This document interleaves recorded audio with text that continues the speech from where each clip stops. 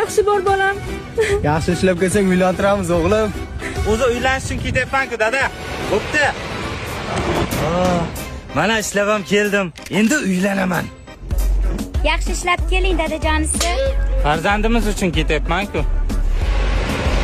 Ha, nihoyat keldim. Endi sizlar tashlab ketmayman. Buni sunnat to'yini qilish kerak hali. Sunnat to'y uchun ketyapman-ku.